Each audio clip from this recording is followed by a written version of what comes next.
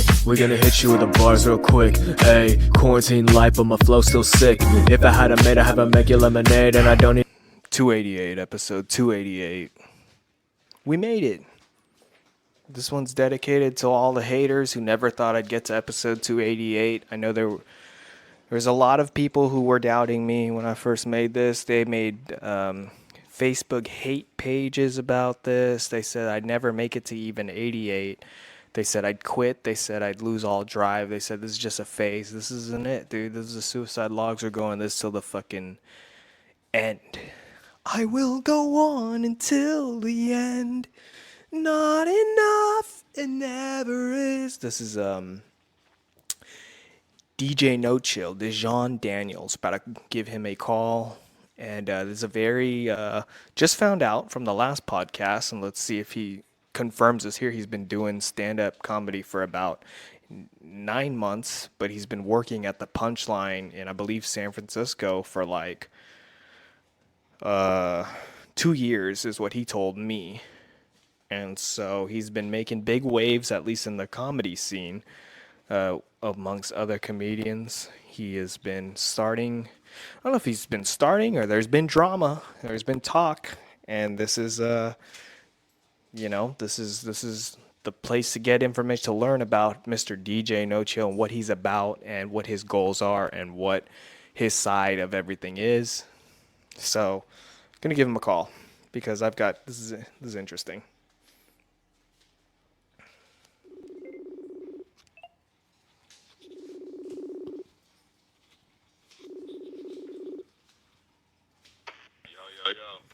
Good evening.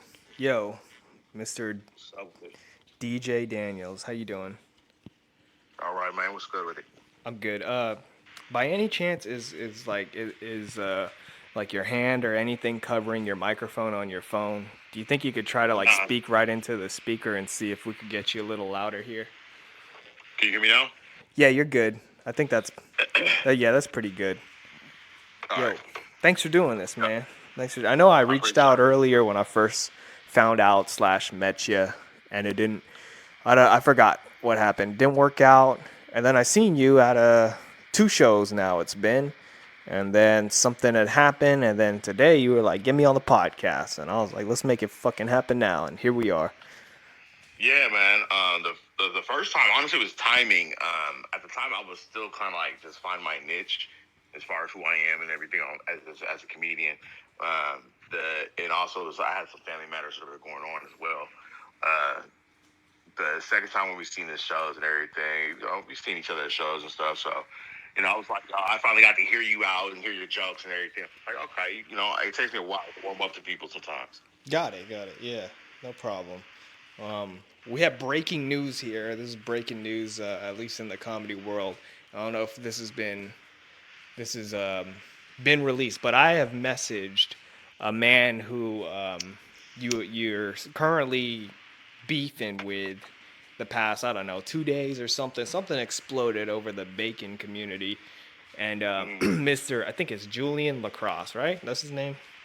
I believe so. So I messaged him because I think you guys both have each other blocked, and you're trying to get the roast battle going on. And I think, you wanted to roast battle me, and I was like, let's get it going. But then this happened, so I think that's the fight for you to take, and maybe our paths will cross again in the future. But I messaged Julian, and I messaged him. I let him know that you were going to be on the podcast. I've never had him on yet, but I just asked him, do you think the roast battle's going to happen? And do you have any words for Mr. DJ Nochill for me to relay to him? He said nothing. He said he has nothing to say to you, but he said that the roast battle is on. Now, can I confirm on your end that it's on? I have no problem with that. I've been asking for it. Honestly, like, this was all over a misunderstanding. And instead of him talking to me face to face or just like keeping it on the, just on a personal level, I feel like, he just went ahead and made it a public thing, which was unnecessary. Like I'm honestly, I really wasn't tripping as hard as he thinks I was. And that's the thing about it. Like, everybody's trying to make me seem like I'm the bully of bacon, and it ain't cool. You know what I'm saying? Because you guys are a lot of people are getting me misunderstood. And that's why I asked you to put me on this, because I wanted to clear the air with everybody. That way they get to know me instead of just like hearing these bad things. Because there's a lot of good to me, and I believe you and other people have already seen that. Crossing paths and everything like that. So me actually wanting to roast battle you, that was just for fun and shits and giggles. You know what I Of mean? course. It had nothing to do, no, nothing personal. It wasn't no funk between me and you. I have no Yeah. problems with you. I really respect you and your hustle. On the come up, 'cause we're still young comedians trying to come up and make a name for ourselves. Yes, sir. So, um, but I don't know if you answered my question. My question is like, is it on? Did you get confirmation from Mr. Josh Means or anybody that it's going on No anytime? one's no one's hit me up yet. Oh, okay. So maybe So, I but misread the message or something. But from what I read, I thought he said it was on. So at least on his end, uh, it seems like it's gonna happen. if it's gonna happen, then cool. You know what I'm saying? Let's go Yeah. ahead and just do this shit like two comedian men or two comedians. Period. And we just hash it out and just going, handshaking, going our separate ways. You feel me? Like I had no beef really with them. Like I said, like it was just the fact that you can't say one thing in person and then do another. How this whole thing really started, really, so that way everybody understands this, is I was invited by a name, I think her name is Tasha, from Sacramento. And she actually, I was trying to get on one of her shows. She told me about the Blunts and More show, the first Yep. Friday. And therefore, I was invited by her. So when I got there, I introduced myself to him. He was really cool and cordial and everything. So I had there was no ever beef. So at the same time, he's like, yo, I do shows, he books shows in Sacramento. I'm trying to further my network. I don't want to keep doing the same rooms. So, but with that being said, he said that after I did my thing, he was like, "Oh, you're good. I'm gonna book you for the Henry show coming up in November." Blah blah blah blah blah blah. 2 days later, he posts on his page that the fact that he was tired of comedians. Or no. 2 days later, he actually posted on his page. He was looking for people to book, and he was asking for people to throw their names out, and then he would take them for consideration. And I'm sitting there like, well, if you're booking people already, because you already said you're going to put me on, why would you do that? Gotcha. Gotcha. In his defense, maybe, he had you on, but still room for more. I didn't get invited Yeah, to right, that. right, right. So, Right. But at the same time, hey, you know what I'm saying? But at the same time, I'm just like, okay, so I hit him on the DM because I didn't know exactly. I thought about that part too as well. But at the same time, like I was like, oh, like let me hit you on the DM because I don't want to, jump to conclusions. I don't want. So I just asked him, hey, am I still on? right.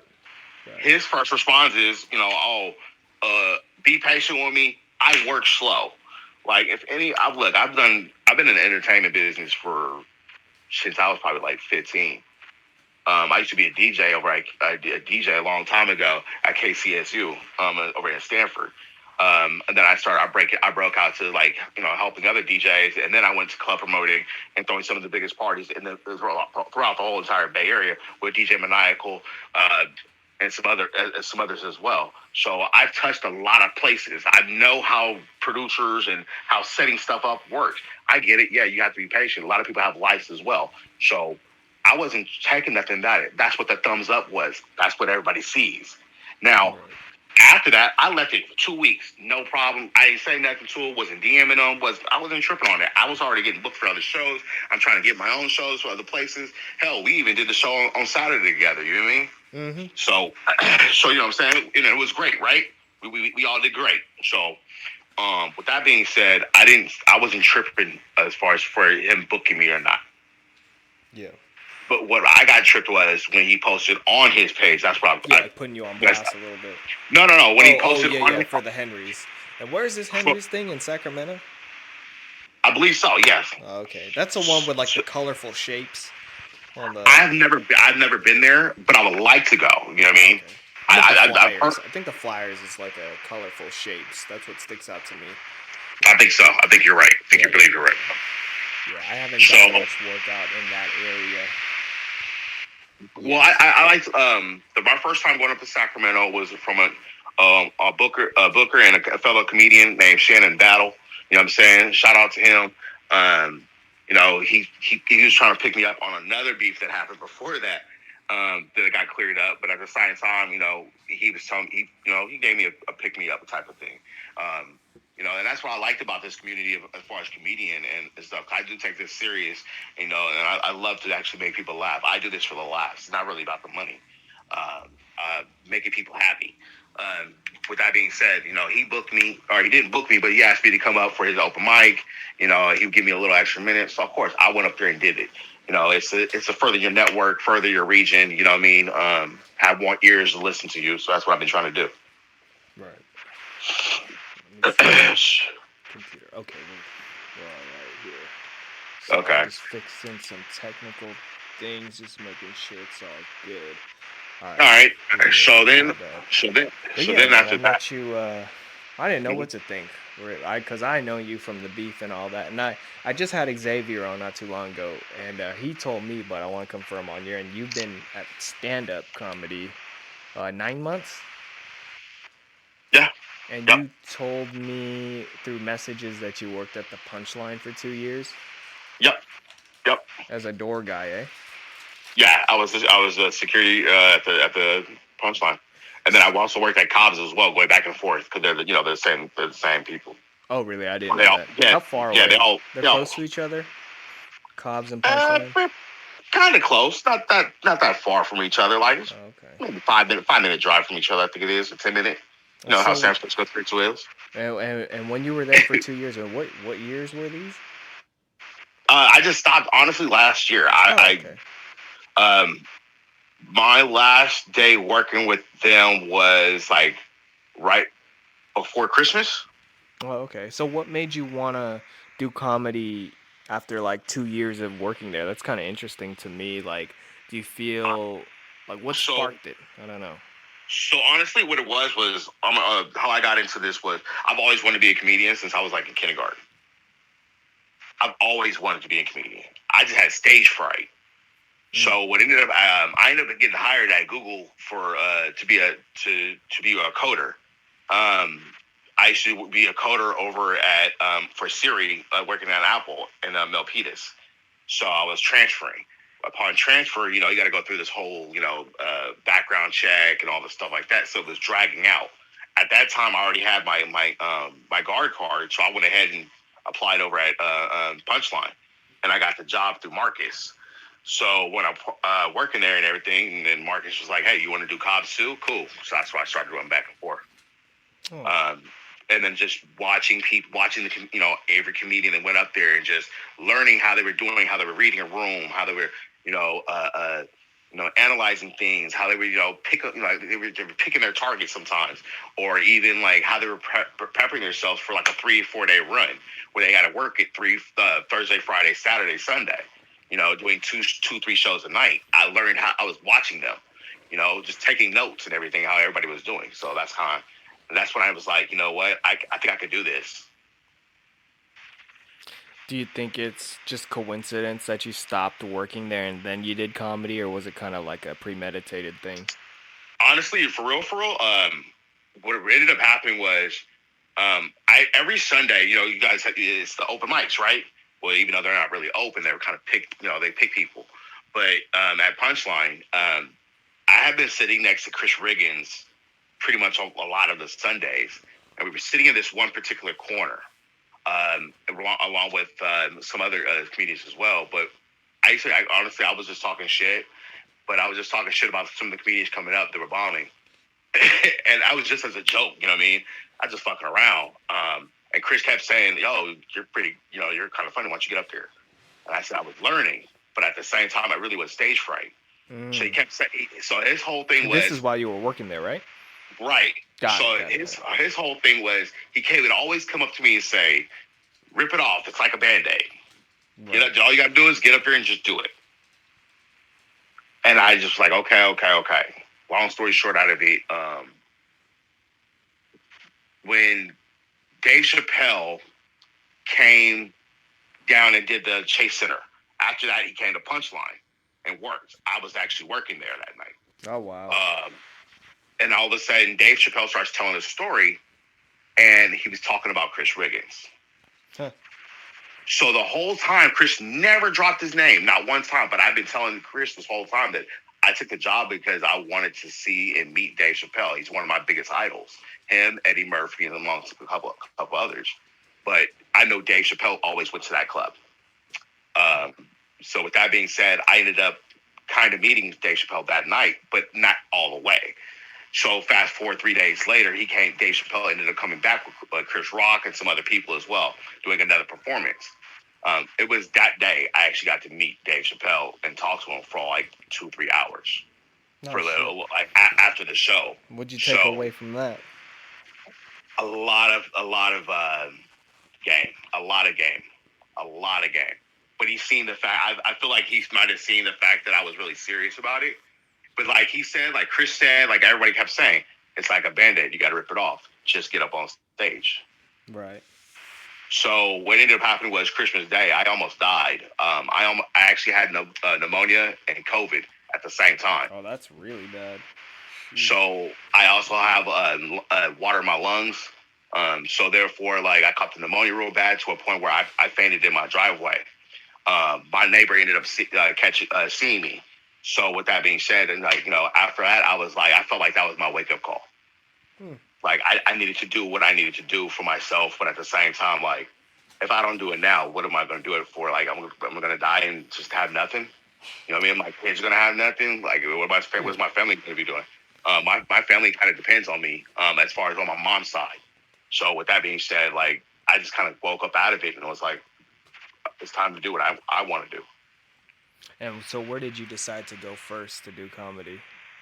Um, I talked to Chris Riggins. I ended up texting him, and he told me he was like, go to Copper Spoon on Monday, and that ended up being January 1st of Nice. this year. And he was like, talk to a guy named Brian, and I was like, all right. So I went up there.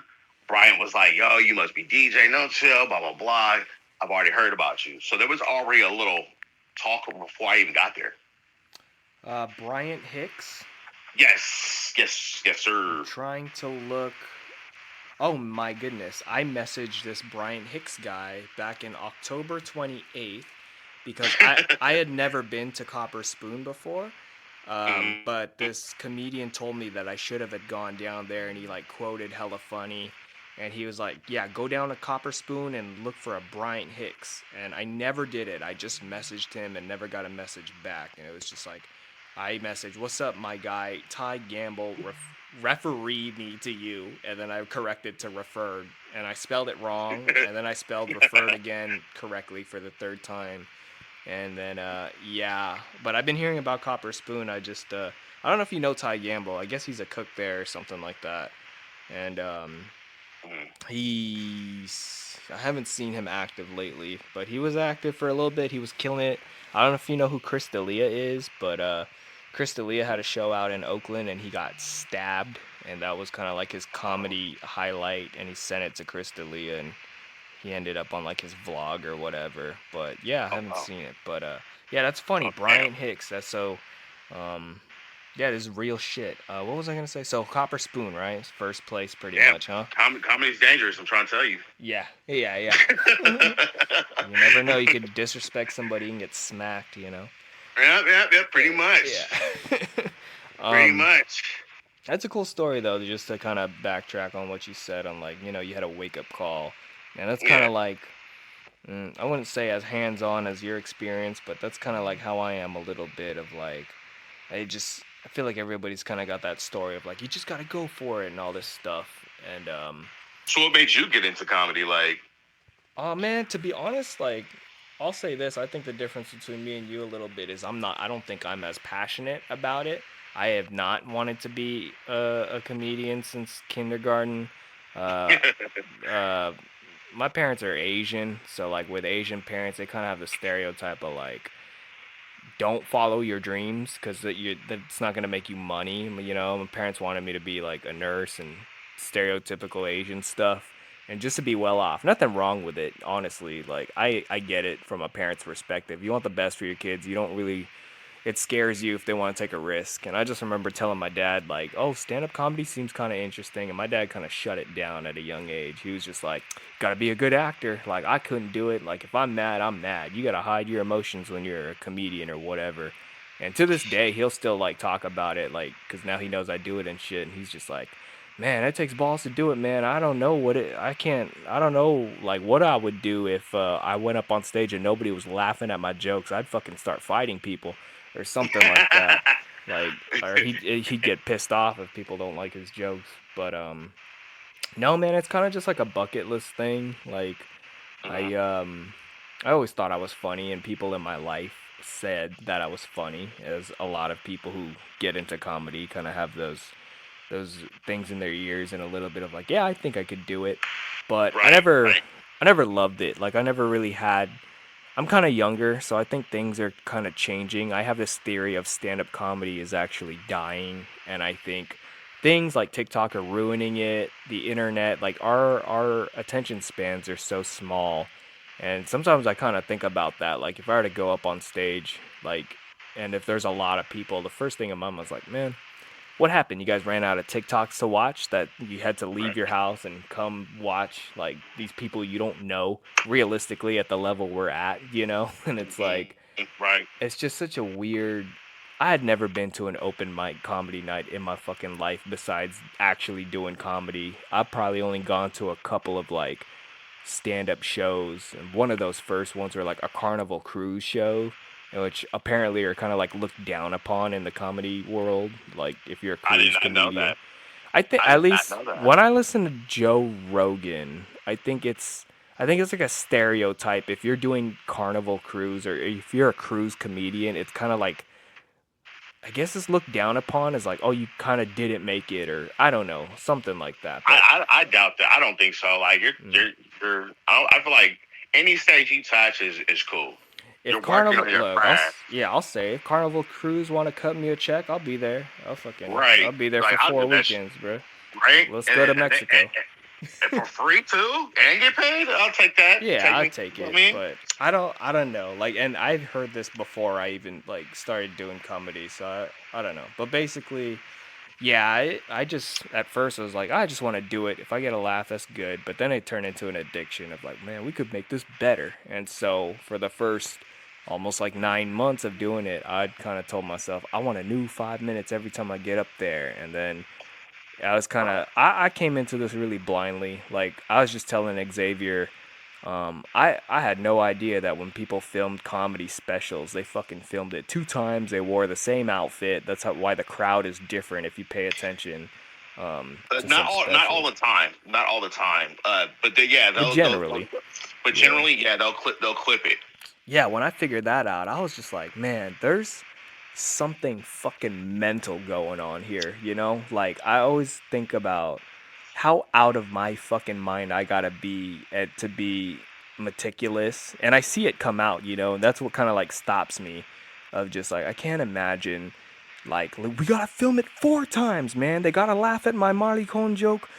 This is the one where they laugh really hard. Put that in there. Like, I think the better ones are more polished to where like they'll just like I feel like they'll do the jokes and just get it out, but then they'll clip it so where that way it looks like it's the same set. You know what I mean? right. But it's different. It's different days. Like they might have do like at Cobb's, like a Thursday, Friday, Saturday, right? Hmm. Or Friday, Saturday, Sunday, whatever.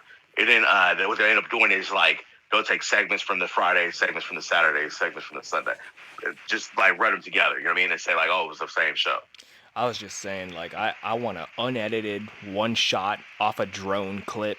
It's going to be Right. 40 minutes, and only 10% of the jokes are going to land, and I'm just going to put it up there. And it's like, man, who needs a fucking laugh track, dude? If you get it, you get it. Like, I'm just going to put it up there. That's how I don't Right. know. But I feel like that's I the joke in it itself, like, yeah, not caring. I'd rather have the unedited version. I'd rather have the unedited Yeah. version. So I'd rather But have the raw uncut. I think there's a little bit of science to it. So it's like if you're a booker and you're booking shows and you're like, send me clips, you know, and a lot of the times, from my experience, like people don't want edited clips. They just want a one shot, 5 to 10 minutes, and then they'll decide if you're funny or not. Because it's like You take away the Yeah. audience. It's your show, and it's like what you want. But I feel like to a regular civilian who doesn't do stand-up comedy, it's kind of like there's a lot of psychological tricks that go on to make somebody laugh harder. Kind of like a sitcom with laugh tracks. And then with stand-up Yeah. comedy, there's all these fucking mind games that you're playing with people who don't understand it, and that's for And like that's the what consumer. I feel like that's the glitch I'm trying to look for. Like I like I said, I watch a lot of comedians, but I don't watch them. Like I watch them to a certain extent, but at the same time, I'm really watching the crowd too. Because sometimes you know the material of certain comedians, and so it's like you know the joke. It's not gonna hit you the same way as it did the first time you hear it. So you like to Right. people watch and look at a crowd, and it's just like funny when seeing how people react to certain things. One of the things I learned, I was also like, I always used to watch when I was working at Punchline was, like the three, like I said, I keep bringing up the 3 days. Like those 3 days, you'll see comics do the same joke, the same cadence, the same way every time.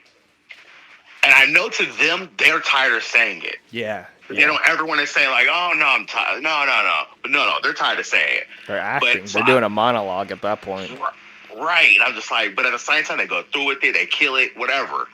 And sometimes they don't. They might kill it on one set, and then the next one they don't. You know what I mean? It's hit or miss. So when I was learning from that, like I was like, yo, I don't want to ever do that. Like I want to have my sets. Like when I tell my story on my jokes, like I literally try to switch it up a little bit here and there. You don't hear me say it the same time, same way twice. Yeah. You want it to come off as natural, and I think that's the balance of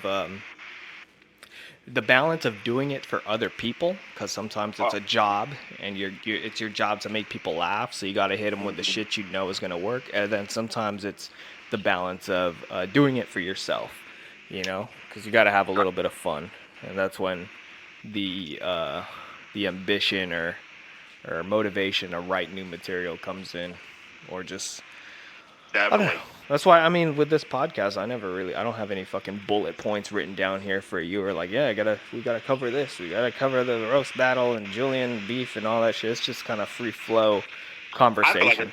honestly, for real, like I don't want to talk about too much of it. But as far as with the whole Julian thing, I feel like it's watered down now.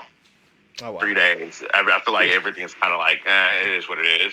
I'm cool. Like I'm sitting like, yeah, I want a roast battle, but I mean, after the whole like, oh, pay me $50 roast battle, I'm like that's a duck move, bro. Like, Wait, so um, so that's what he said, huh? I thought you were the one who said it, and he was just completely no, word for word mocking you. no. I said put $50 straight up, like as in like you bet 50, I bet 50. Let's do it. You know what I mean? Okay. Best man takes home 100. Just on some fair shit. You know what I mean? On some just like make it interesting type shit. Yeah. But instead he comes back and starts saying like, oh no, you're a nobody. Nobody knows who you are. You're wasting my time. You pay me $50 for my time, like type of thing. And I'm just like, that. So who's the arrogant one? Whoa. Didn't know that. Well, You know what I'm saying? Like, it's not like, oh, like, you know what? Let's do this. You know what I mean? At the same time, I wasn't saying nothing. I didn't say his name. I wasn't posting no memes. I wasn't posting no videos until he started doing that. And that's when I said, look, let's just do this straight up. yeah. That's when I called out the roast battle. To be Other fair, than that, when it go ahead. comes like to put your, I mean, I don't know how important $50 is to you, but to be fair, I think it's very risky because even if you think you're gonna body him or whatever, you're still kind of putting it in the hands of the judges, And if you, Oh, I you thought know, about that. I thought about that. so Like, I was like, yeah, he's more no. I'm not gonna lie. there might be some Julian, favoritism Julian, that goes on. right. Julian has put in the work. I recognize his work. You know what I'm saying? I give him that. You know what I'm saying? He's been doing it for a while. You know what I mean? I will give him his flowers upon that. I've never discredited him for it. Even though to me, I'm sorry, but his jokes don't hit. He was there. We were there at the Blunts Memorial. Not one laugh ever happened. But when I did it, when I was up there, I went up first. Well, actually, I went up after him. I got the laughs. I set the bar. Even though I'm only setups, no punchlines. That's what he says. But it was him that actually came to me, was like, yo, I want to put you on the show. That's how this whole thing started. So even though now he's trying to take back of what he said. Like, oh, I wasn't gonna book you. Like, okay, you might have switched your mind. Okay, cool. You could have just said that. We could have just left it alone. Right. So Interesting. Man, I wanna get on Cobbs. I wanna get on Punchline. I wanna eat shit I at was one of actually those places. I actually just got up for the first time at Punchline this past Sunday. So for Yeah, I me, that was messaged you about it, and then you told me how that to was get like, up. yeah, man. Honestly, that was like a huge, a 360 for me. It was a complete circle for me. So like, even though I did do a couple of things, but at the same time, like I didn't do it as well as I wanted to because I was emotional up there. For me, Mm. it was a big deal. Like I feel like that punchline or all punchlines have been a sacred to all comedians. You know, you want to touch those stages because the greats have touched that stage. So you want to see what you got. Can you compare? Can you come up to it? You know what I mean?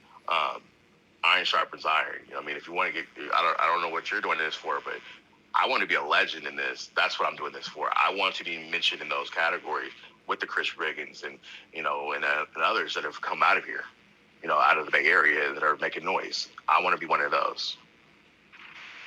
I'm trying to be an open micer for 10 years. I'm trying to. You want to start hosting shit? I hosted a show for about 9 months, and then Yeah. last month and this, like, I mean, I'm pretty sure I'm not gonna do it this month. Last month was the first month in over 9 months that I haven't done it, so I like to consider it like a fucking a miscarriage of my comedy show or something like that. But I'm all right. I'm just focusing on I'm just happy to be here. Right. But sometimes when I think of like hosting a show, it's just kind of like, well, there's other things that kind of aren't working out. To us to make sense for something. I feel like where my show would be, it was kind of like where we were last week. So it's kind of, I was telling Tyler about it. Like maybe you should consider getting some Stockton/Sacramento comedians out because it's kind of like the halfway point of like the Bay and Stockton, and it's a good area. I think he was telling me he had. That's what he did the first time, right? Because that was a I sound. was the first show. I was the co-headliner, if that's what you want to call it. I went up with the headliner. The Right. Yeah. second show, I was the first person up. I was like I didn't get to bring it up, but I feel like nobody would really. It's too much to like explain, and it's only fun probably like day up or whatever. But I was honestly surprised. I got headliner like I thought he said Sacramento. I wasn't sure about Stockton, but uh, he had somebody from like Sacramento or some shit. there He was said, only one person that I really kind of recognize, and he's from the Bay, pretty much. And then I don't ever really heard of them or see them too much active or whatever. That's what no, That's what. but My goals or something like that. You said you wanted to be a legend. Oh yeah, I said I wanted yeah. to What be do an you about you? open mic. I want to force like No, I that's don't know, fucked man. up. A part of me, this is just like I feel like that was a little. That's fucked up. I hope your Call me. kid. Number one mistake of becoming a legend is wanting to be a legend. If that makes sense. Like you, I do know that. kind I of do like a know that. love for the game kind of thing. Like in of it, you got. Enjoy comedy. I enjoy. That's why I do so many shows a week. Mhm. Like even if they're just an open mic, even if it's a 5 year plan was my 5 year plan. It was just to be like, okay, I'm a comic being on tour. Like You someone like have in New York or goals. something. You have like Right. somewhat realistic 5-year plan goals. Yeah, like I Law last week. Jerry T. Thursday. Law has headlined my show. Oh yeah. Like because I'll bring up my whole dad thing. Okay. Basically, yeah, NBA Hall of Famer from the Houston Rockets. He still till this day works for the Rockets. So there's something also raised. My first ever game was the Rockets versus Warriors. Now, my dad did not come in my life until I was 9 to come up here for his rookie year. Like, that was huge. You know what I mean? Latrell Sprewell. Like, it was dope. I fucking. All right, we had a technical difficulty. About halfway into this podcast this is where I'm breaking in right now. I fucking ran out of space on my laptop or something happened, and it cut everything off. It wouldn't rightfully record what was going on. It sounded all choppy. I panicked. We went over some good things too. It sucked. I didn't realize that had happened. This is what happens when you don't have a producer. But we're gonna. It's 12 hours later, or about 11 hours later, and we're gonna be able to give him a call back. And who knows? I mean, we could have had delayed this earlier, but we're getting right on it. So I'm going in this other room. I'm testing the microphone out just to fucking see. The only thing I gotta worry about is if my cat wants to come back in. And I'll just close this on him a little bit there. And we'll go check this out, see what they said. I get this water. Okay, it looks like it's been working. And so it goes. So it goes. Give him a call here. Testing, testing. Let's sit all the way back down here actually to make sure nothing bad happens. Testing, testing. There's fucking 2 walls in between me. Testing, testing. Let's see here.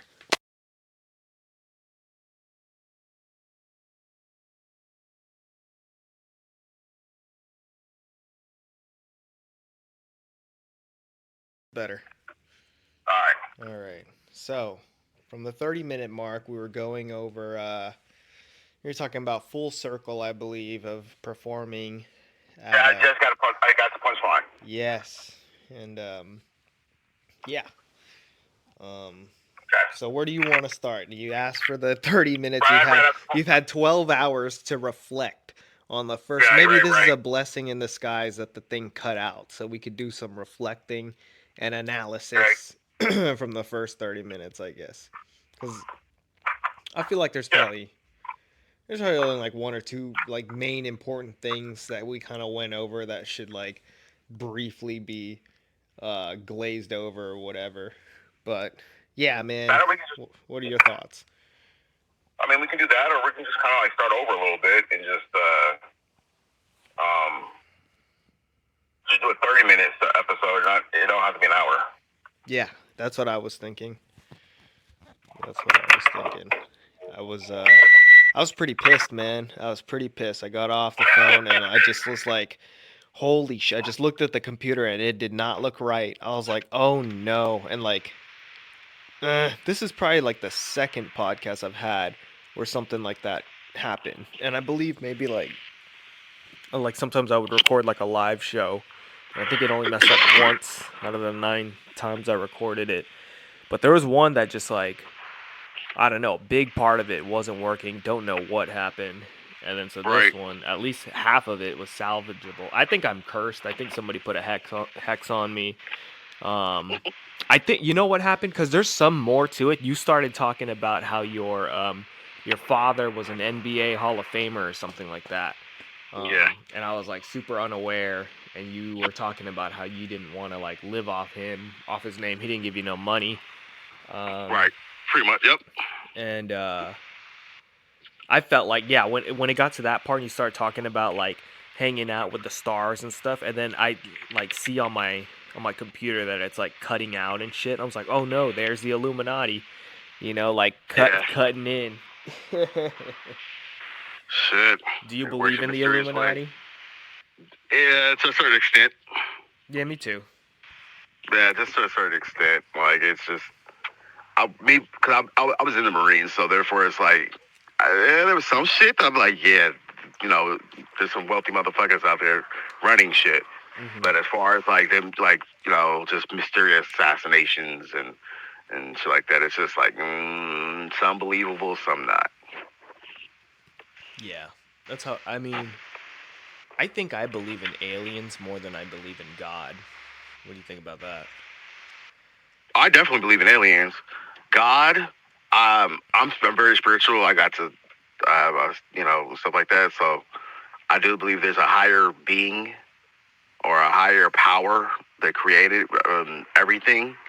Even created aliens, whatever. You know what I mean? But as far as we can't see it, we will never be able to see it unless we probably pass away.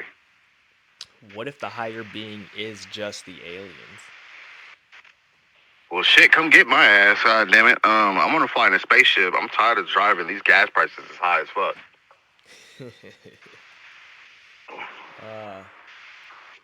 I mean, There'd be a lot of getting used to if they took you away. I kind of think about like, I don't know, man. I It's what if it I ain't sucks? gonna lie. Like if the aliens recruited me to be a part of they like alien like gang or something, I'd rock with them. You'd rock with the aliens? I don't Yeah, know. I'd rock with them. They ain't never called me nigga. Yeah, but they don't know. They don't know what that means. Exactly, y'all do, and y'all still call me that. No, point, not y'all, but you know. What if they call you something worse? I don't Well, I know. don't know their language, so I can't determine that what they But fucking call me. So what if I what can let they're it go. thinking is racist, but they're just not translating it? You know what I mean? Like, you think aliens would be racist? I feel like, I mean, are we I racist with animals? I feel like we're kind of racist with animals in a we're sense. racist. I think humans are racist. Period. Yeah. We racist against fucking animals. We're racist against land. We're racist against water. We're racist against like everything. Like for real, water just isn't water. It's sea salt water. It's fresh water. Like why you got to separate the two? Why can't it just be water? What do you think's the most racist thing about you? Racist thing about me? I don't think there is It's a not. broad ass There's question. definitely not a racist thing about me. Like my grandmother's white. My kids are Hispanic. I grew up in a mixed community in San Mateo, and also living in Houston. I've lived in, I've been around the world already. So like I'm fascinated as far as like Yeah, you did learning new say, cultures. I don't know if this got cut out, but last night you did say you went to Afghanistan, and you said Yeah, that I asked you like what was your worst country to visit, and you said Afghanistan, but you said mainly because you were working. It wasn't nothing yeah. about It the wasn't country. like You just had a it bad wasn't the time there. yeah. It just wasn't the country. I just didn't get to see the countryside. I never got to see everything. I was stuck in a sand like in a sand pile. Like that was it with a whole bunch of tents. We went into the city like all of maybe 2 hours, and it was at one building, and we circled it, and we left. Did the city That at was it. least look like it had potential? No, no, I felt bad. Honestly, I felt so bad. Like for real, I was glad that nothing happened, and there was no like shooting or anything like that. I didn't have to shoot anybody. I felt bad for them. I don't think I was able. I would have probably died because if there was a gunfire, I wouldn't be able to shoot. Like I wasn't gonna be able to kill like just some innocent person. Defending that. Really, they defending their land. We're on their shit straight up. It's pretty But I'm glad honorable. I feel like some people are there just because. Do you now you were in the military, so maybe you could answer this firsthand because like I've never been in, but I feel like there's bound to be people who join the military and like maybe you'd be able to see it just like I think you also said you went to prison. Like you'd kind of get to see it like who's really out of their fucking mind. And I feel like if somebody's like smart enough, they could join the military, but deep down like once they're in and they start showing their true colors like can't wait to fucking kill these sand and words or something Oh like no no that no. like There's definitely those. Like I put it like this. Even in boot camp, there was racist people in boot camp. Like we had like fights during boot camp. it's Like young the men too, you know, so they're right, bound to be and racist. also when I joined, I was 20. Everybody else was like 17, 18. Like Oh wow. they were younger. So I was 20 years old when I joined. When I got out of boot camp, that's when I turned 21. I think I asked somebody on this podcast this before, or just a friend. No, it was just a friend. I was asking them about like, do you think like 17 and 18 is a little too young to be joining the military? Because at first I thought that, but Definitely, my friend who was in the definitely. military persuaded me that No, it was okay. it is. I feel like in a sense it is okay because all right. So if you think about it, more than half of the military is gang affiliations. I'm gonna tell you straight up, like more than half the military is gang affiliated, whether it be the Army, Navy, Air Force, whatever. The main recruiting is out of poor neighborhoods, whether it be white, black, Hispanic, or whatever, right? Okay. So with that being said, you're taking people that probably would never ever be able to go overseas. They would never get out of their block. They would never get out of their trailers. They would never get out of their city. You know what I'm saying? So and you get to go around the world. That's why I joined. I was like, I wasn't doing shit with my life. I was in gangs. I was getting in trouble, all that. And I was like, something had to change. I was also homeless. So with that being said, I was just like, fuck that. My aunt looked at me and was like, "What you gonna do? School or the Marines or military?" So I went to the Marines. I wasn't built for school. I didn't like school. I mean, ADD's a motherfucker. Hey, can I share something with you? I want to get Go your ahead. thoughts on this. Like when I was 18, my friend went into the Marines, and I think he needed to get some like recruits or something so he could get a fucking like stripe on You his get promotion. belt or a fucking Yeah, you get star promoted. on his collar. Yeah, so like I did my boy a solid and I gave him my number so the Marines could like call me, and he was like, "You don't have to join. I just need your number, right?" So like the fucking recruiter calls me. He's like, "Yeah, is this Marconi? Your friend? He said you're interested." And now I'm over here. Fuck, I gotta fucking lie for my but I had no intentions of really going because I was like, I don't know. At the time, I was just like, man, I don't want to go to like Afghanistan. Like, I don't want to, like, right here, like, California seems great. Like, I can just see myself going to, like, a third world country at 18 years, 17, actually. I think I was 17, and just thinking to myself, like, fuck this. Like, I miss my games. Like, I'm just not built I just wasn't in the right headspace. I was like, maybe when I'm older, but let me, like, enjoy my time first. Like, sometimes I kind of considered it, but I just said that just to be cool. But, anyways, what I'm getting at is the recruiter called me, and this is what stirred me further away from the military. Like I had a little bit. Sounds like you're typing, bro. Are you typing what I'm saying to send it to the Marines?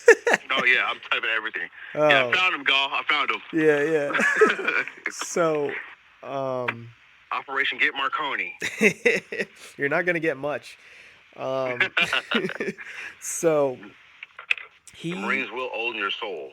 yeah, Okay, the Marines will own your soul. he called me, and I was like, no, not really, or something like that. I don't know. All I remember is he called me like a second or third time and was just really interrogating me about like what Hmm. I'm doing. He was like, Yep. I was like, I think I'm gonna go to school, and he's like, you think?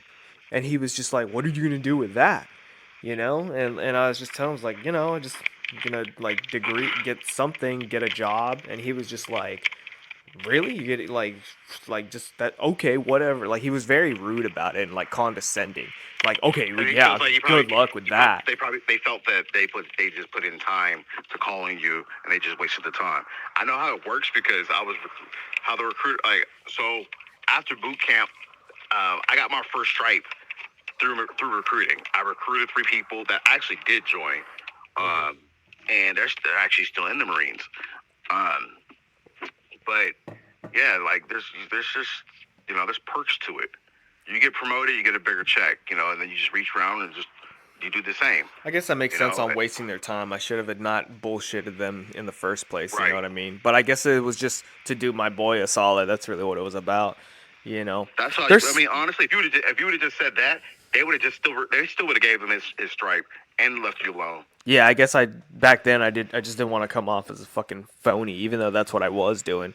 But yeah. Oh wow, that after all these years, it's been about what 11 years. It kind of gives me a little bit. I never really think too much about that. I always just kind of focus on what an asshole that guy was. But it's the fucking Marines, you know what I mean? Like, because there's like, I don't disrespect like there's certain aspects of the military that I agree with. Like, I would love I like the fitness part of it. Every time I go there, do like, the fucking pull ups and shit like that. Like, I'm down with that. But some of it's just I can't make my That's bed. Like, I'm gonna tell you right straight up. Like honestly, like that's the majority of.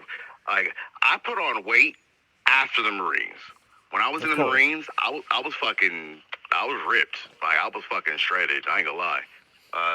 And it was nice, but Yeah. I worked at having to like get up at like 4 o'clock in the morning and running 3 miles with 150 people, singing cadences all the way through, staying informed. Like that shit was getting old and tiring. Yeah. So But do you feel like so you did it for 3 years. Do you think there's any like long-term physical issues that you got from the military, like oh, after all these years of getting up, like I accidentally tripped or something, now I've got a bum knee because I woke my up at shoulder, 4. my shoulder. Mm. Yeah, a lot of people kind of have shoulder issues. I know that's shoulders are very common because it's like a complicated ass Well, joint. you're carrying. All right, so you got to carry 150 pound pack, and then you also have over about a good 50 pounds worth of clothing and material on top of you. As far as Kevlar, your flak, your boots, your camis are about a good like 5 pounds a piece, 3 pounds a piece, 3.5 to 4 or 5 pounds a piece. So you got all that on you. So you're carrying all that daily. And then you have to hike up something, run around, drop down, get back up, Get take a gun shot off the at. holster, all that shit like that. Just not even get shot at. Just I'm talking about just the training part, just I'm the just boot joking. camp part. Yeah. It's just like, yo, like after a while, like some part of your body's gonna tear. Some part of your body's gonna start aching later down the future. Yeah. I mean, it can happen in the Marines. It can happen working at Walmart. You know, True, it's true, just true. choose your pain. Right? Choose. Right. I don't know. Isn't it kind of crazy? Like, you It's like your could final be. destination. There's probably a big percentage of these people. Like, there's probably somebody in the military who fucking, you know, they tore their shoulder because they were fucking, I don't know, hauling their sleeping bag. You know what I mean? And they tore their shoulder so bad You that get they laughed got, at. You would get laughed at. yeah, but they Because get after all this honorably stuff, discharged, and they get that check, and then people don't fucking know. So this Nimrod's walking around with a Semper Fi shirt and just making shit up probably about my shoulder. Like, yeah, I just shot so many people, my shoulder gave out on oh, you go, yeah, you're on my gonna gun. definitely get those. I definitely hear it, and I'll. People be Okay, so saluting any you any on Veterans Day. Little do you know you just saluted a guy who threw out his shoulder with a fucking sleeping bag. right. Oh So man. you definitely run into those. You get people that are just like they left boot camp and and still say like, oh yeah, I was in the Marines. Yeah. Well, no, you left the boot camp though. Like you didn't even graduate. Yeah. You know what I mean? Like nah, like it's an honor when you cross that stage in the Marines at Camp Pendleton, in San Diego. Like you feel it when you're crossing it. Not when you're drilling, not when you're no when you actually graduate. When they say that you're a graduate and they tell you they call out your platoon and say your name, you feel honored, you feel privileged because it's a whole lot of shit you have to go through for 3 months. What is that? What is that? Because I actually went to one of those graduations, like I think a year ago. Was it a year ago or 2 years ago? Anyways, It could have been 2 years ago. They didn't have it. They weren't doing it oh, last year, or do you mean 1 year last ago? year. Well, the year. Okay, so they weren't. They were having graduations 2 years ago. Because remember, we're just coming out of COVID. Uh That was huh. the year like we were just And kind then of like okay, what happened last year?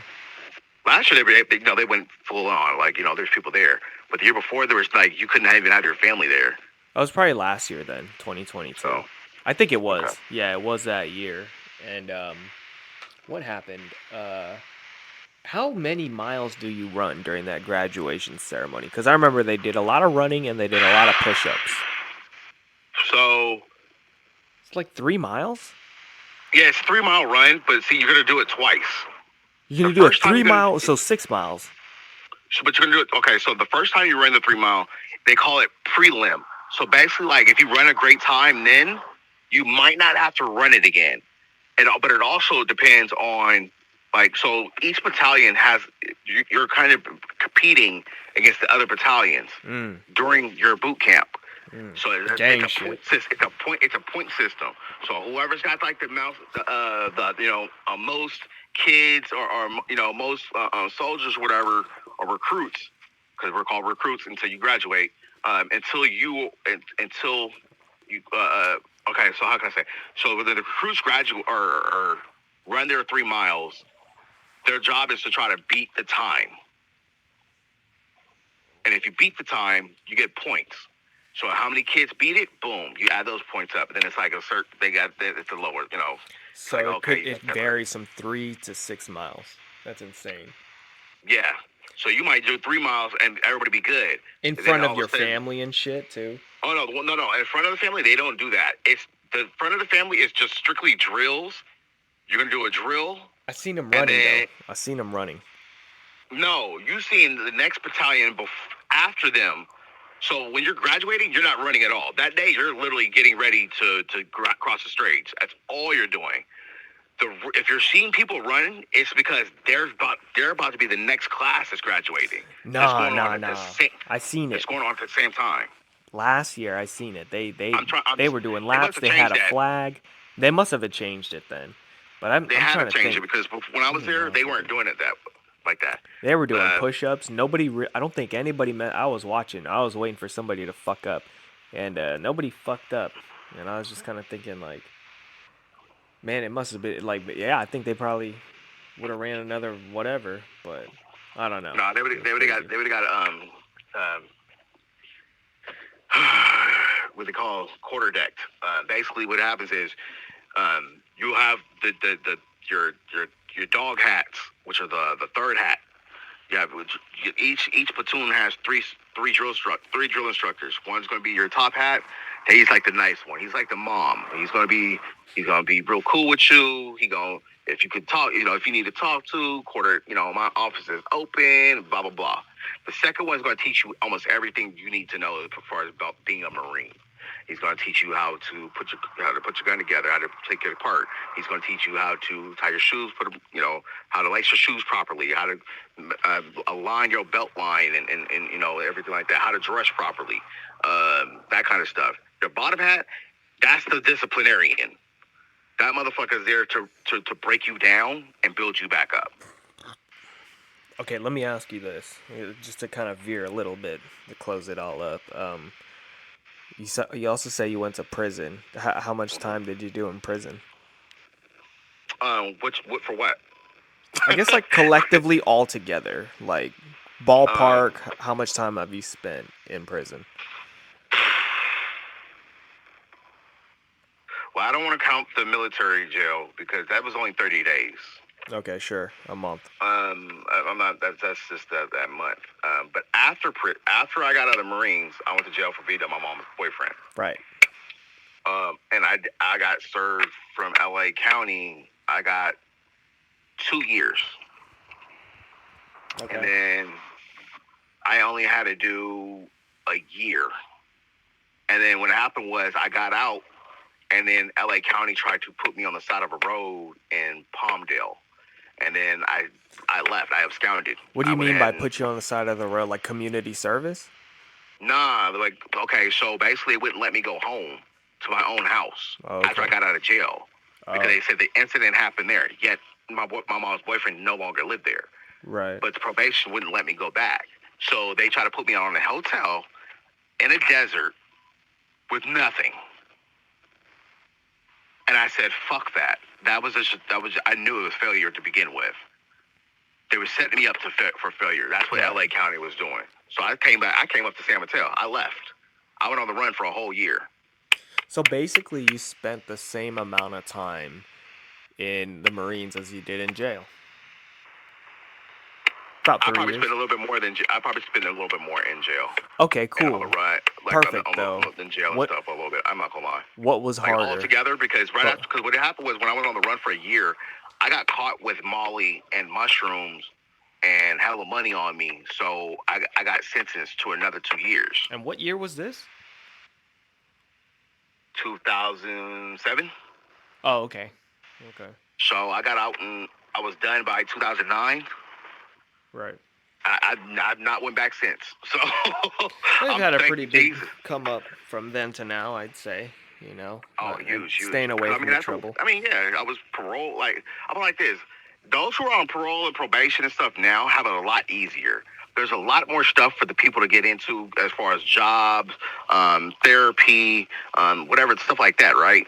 Back when I was when I was going through it, no, like jobs weren't hiring a parolee, especially a black parolee that has violent crimes and gang affiliations on his Right. record. But They're not hiring.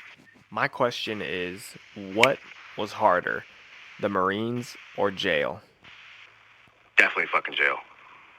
How so? I was on a level 3 yard in Corcoran. How so? So Just like more hostile environment. I went through 3 riots. I almost died in one of them. and I Shit. went in. I went against him against the Mexican mafia. So This is jail politics. oh my From God, jail politics to comic politics, eh? yeah, right, yep, yep. I went from the government to jail politics, now comic politics. It just gets funnier and funnier. So, what? Um, I mean, I feel like you're not waking up at 4 in the morning in jail, putting on hundreds of pounds of armor and stuff. So how? Because you seem pretty certain about jail being harder than the Marines. Like, I want to hear about it to wrap this up, I The guess. Marines, your Marines. It's not a race thing. It's just like just you like you're cool with everybody. In jail, put it like this, like me and you wouldn't be talking. Why Um, though? What should it's Asian it, like? What should an so Asian I person? Who should I so be this talking I'm to gonna in say it jail? like this. So like up in Northern California, like you guys could like talk to each other and shit like that as far as different races and shit. In Southern California, we don't. It's literally separated by the race. It's not by gangs. It's by the race. So blacks are with blacks, whites with whites, Mexicans with Mexicans, Hispanics with Hispanics. Like, Right. if you're a Filipino or anything like that, you're considered other. You're your own group. Like certain maybe like a That's black why I might. like the Bay Area though, because they're just so accepting. It seems like But I guess if I Right. were to go to jail, I want to go to jail in Northern California because. Yep. And here's a quick story that I went over not too long ago. So I had another guest on, and we were talking about the N word. And back in 2007, I was saying the N word in middle school, and to like my black friends, but nobody checked me on it. It was just all go like no offense, like they just thought I was saying the word like dude or something. So I got But away you're with it for younger the though. You're at a age. exactly. You were younger to where it was no effect to y'all. Y'all just thought it was hip and cool. But I feel like that only happened in the Bay Area because I had a friend. He basically gave me an N-word card, right? And so he went down to SoCal, and I remember bringing it up to him about like, do I still have that N-word card? Like, and then he was like, nah, man, they ruined it for you down here in LA. Or he was saying the Asian people out there are different than how the Asian Oh people my are up God. here, if that makes sense. Do you agree? I guess. Yeah, Wow. definitely. What's the difference between like if there was an LA version of me from what you've gathered so far? Like what's the LA version of me? We'd probably be fighting. Why? Just yeah, I just saying like because honestly, like you're gonna try to stick up for your people. I got to stick Yeah. up for my people. It's very like I said, it's LA period is very diverse as is very like segregated. Period. Mm.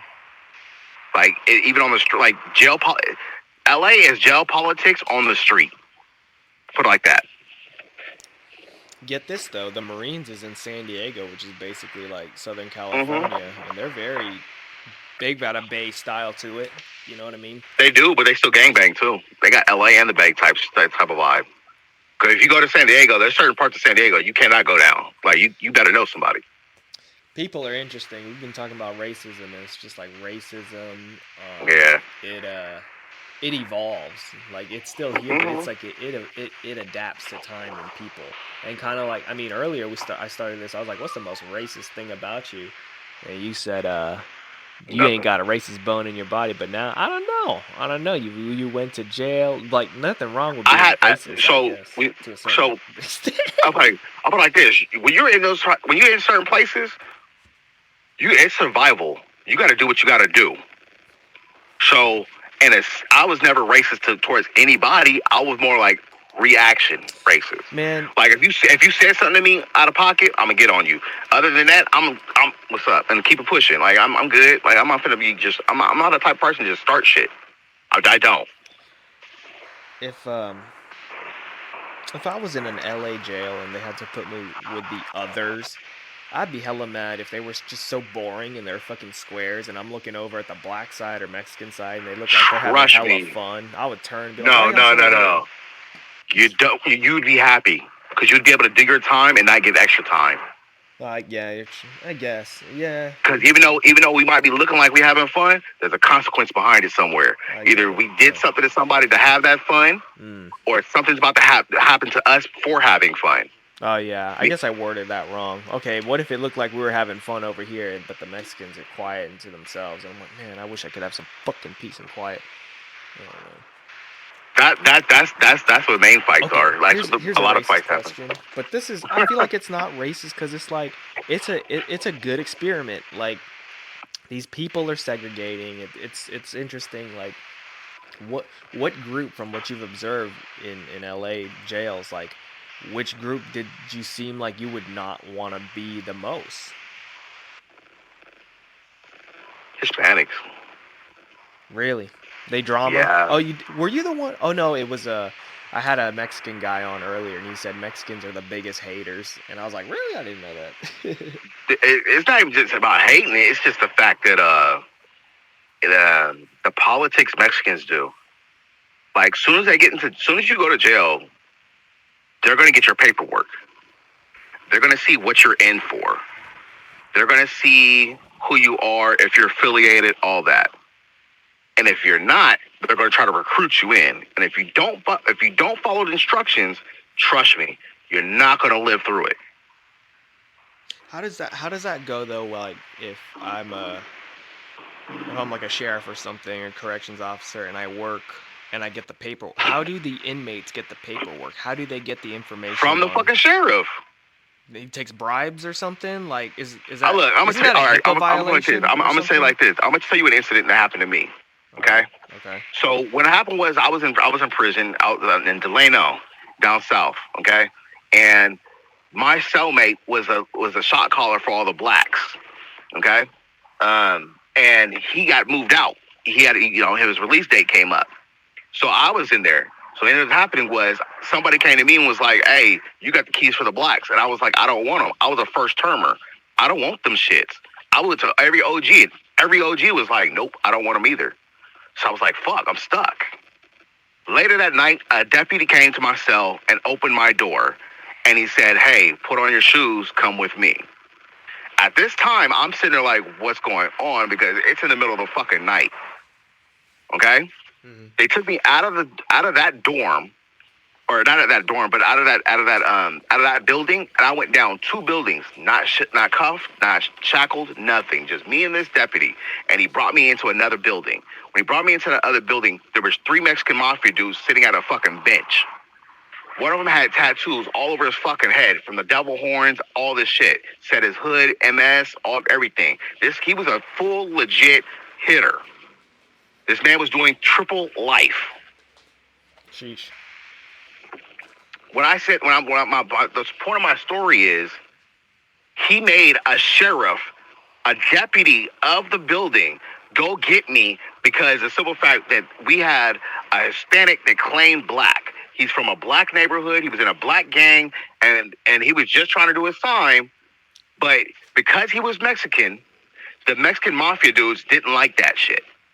So they put a hit out on him. They asked me to tell him, "Hey, roll it up politely." That was their way of doing it politely. Like, "Hey, we don't want to start a war. We don't want to start a race riot, but we don't like that. We don't condone that. So either you roll them up, or there's some shit about to jump off." That's what pretty much happened. And the deputy walked me back to my building and put me back in my cell. After that, I slept with my shoes on every fucking night. Uh, I feel dumb for asking. Why'd you keep your shoes on every night? Because you had to go or something? Like, No, because you never know if that door might open and somebody might run in your cell. You don't want to be barefooted trying to slide around on cement. wow. See, I You don't want think to about that you shit. want to be you want to have your shoes on. That way you have grip on the floor to fight. You can kick a motherfucker and it'll hurt them rather than you Yeah, kicking them with your bare foot. that's smart. That's smart. Didn't think about that. So it's a jail thing. Like, they'll tell you, if you ever go to jail, anybody who's listening to this podcast, they know what I'm talking about. If you've been to jail, they'll say, "Hey, keep your shoes on at night sometimes." That's if you're in What the kind gang of shoes we politics and getting? stuff. We getting like Crocs? We getting like Vans? Like slippers, Uh, slides? some people had Nike, some people have Reeboks, some people had Adidas. You get shoes off of commissary and stuff like that. Otherwise, you get the state property shoes, which look like Vans, but they're not Vans. Okay. And would you wear like if you were sleeping with socks? I mean, would you sleep with socks and shoes or just shoes, no socks? Both. It all depends. Okay. Because like I said, I was in Delano, and then I did Corcoran. So therefore, like I was in a hot desert. Like it's hot as fuck out there. So during the summertime, you might just wear just your shoes, no socks. Um, but during that winter, oh, you definitely gonna wear socks. Yeah, okay. How about this? I feel like that I always think about this, but you don't you don't ever get to see the night sky in jail, huh? You never get to see the moon. Yeah, you do. It Do all you? depends. Yeah, it all depends. How do you get to go outside during Like nighttime? if you're in the county, nah, you're not gonna see outside. But if you're in prison, yeah, you're gonna see outside because sometimes like you can go out like At night? if you're in a dorm setting, you still have yard. Like you still have like what I mean, you can go out on the yard and shit sometimes. I'm talking about Sometimes at night night though. up Oh, until like about 8 o'clock. really? Oh shit. So I mean, you see the sunset sometimes and shit, and you know, and sometimes you just might want to sleep during the day though and be up at night because when nighttime hit, that's when all the shit starts. Yeah. Wow. It sounds in a way it sounds like it could be fun if you have, the right politics lined up with you. Like I felt like if I well, I don't know. I didn't even know about the fucking shoes going to Well, sleep. I'll So put it what like the this: fuck do I know? I'm originally from Rolling 40's neighborhood crib from L.A., 42nd of Vermont. I started gangbanging at 13 years old. Jumped in everything. So I can't go into detail what I've done and shit in life, but yeah. So that's why, like, my bringing is up. When I came up to San Mateo, like I said, my grandmother's white. So like, my joke is always like, oh, I thank God for her every day that she gentrified for my life because my life was hood as fuck. You really gotta feel more afraid of the people who have been to jail, but you never know who's in jail. Unlike somebody who's been in the military and they're probably wearing a fucking the proud shirts. I feel like I don't Yeah, know. I don't know. jail is way worse than military. Like military is cool. Like you can eat with everybody, you can sit with everybody, you can talk, you laugh, you joke, all that shit. When you're in jail, you can laugh and joke if you want to, but you still gotta have your head on a swivel.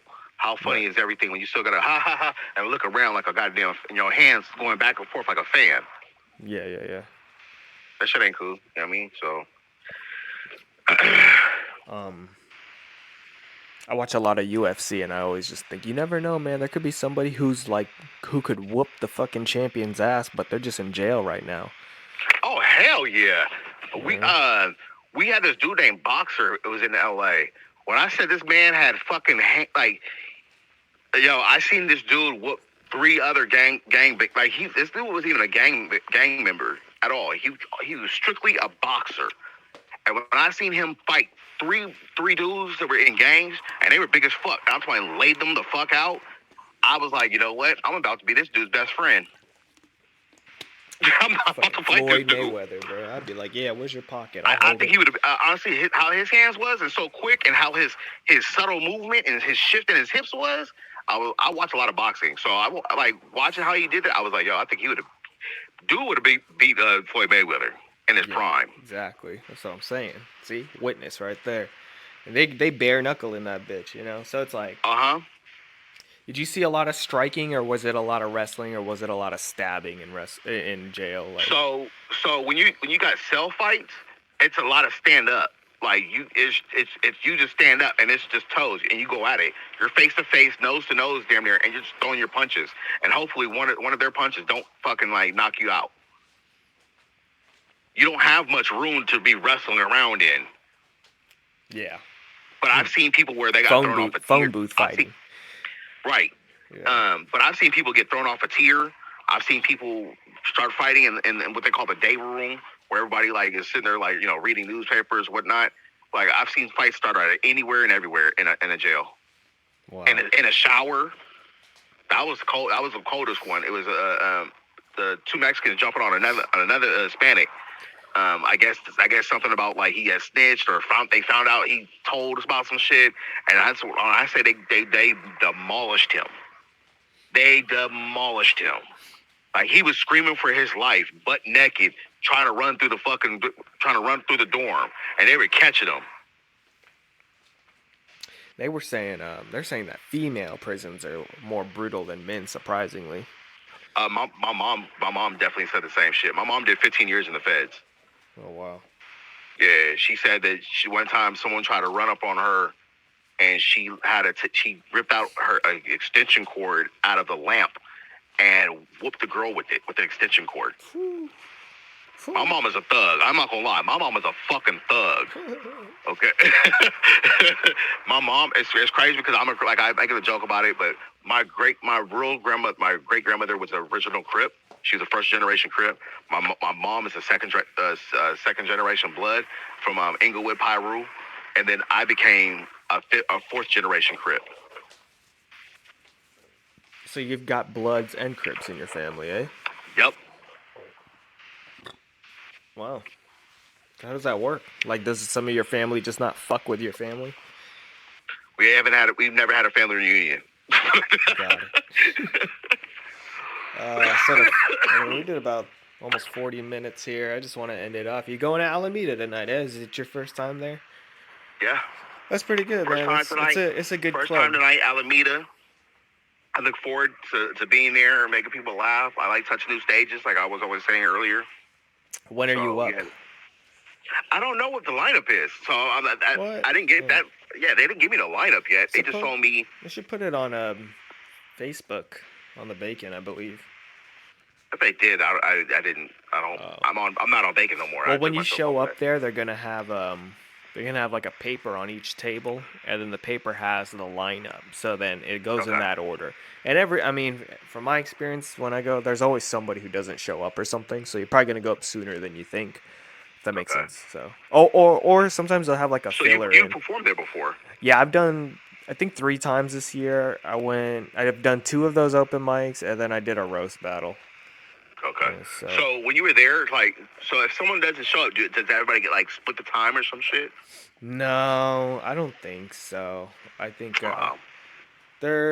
my only tip is you have 5 minutes. The lights kind of like orangish in front of you, and it's like if you have a couple of seconds to run it. If it starts flashing, I think it really means like wrap it up.